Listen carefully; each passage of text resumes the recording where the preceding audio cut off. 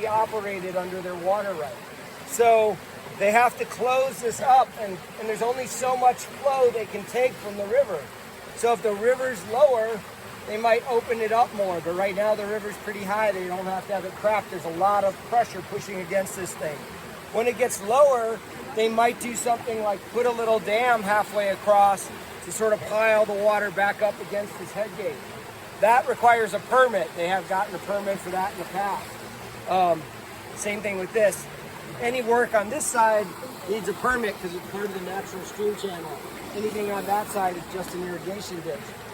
But it does function a lot like a regular creek. One of the things that happens on these head gates, like this one I don't think has a fish screen on it. So fish get confused. They come along here and they say, oh look, another little creek. And they'll get stuck in there.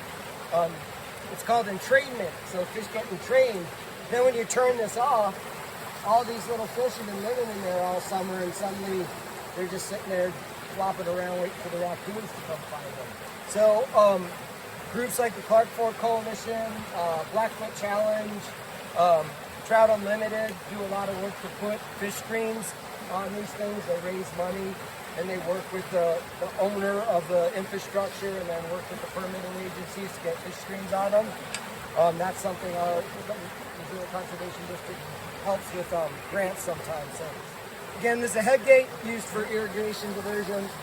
The one thing that's also kind of interesting about these water rights is they usually say for growing a crop or growing or watering livestock. And a lot of people who live on ditches now are using their water rights to water their lawns or fill ponds. And typically those things aren't really technically allowed under the water rights. But there's so many water rights in the state of Montana, and there's a lot of emotion tied to them with the DNRC, the Department of Natural Resource Conservation, who overlooks water rights, can't go to everybody's house and make sure that their water rights being used the way it was designed to be used in 1920 when it was originally written.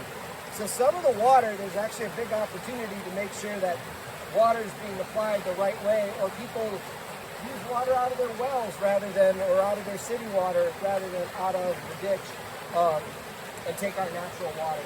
Because the natural water really belongs in the stream where it provides ecosystem services and habitat to our fish and other animals.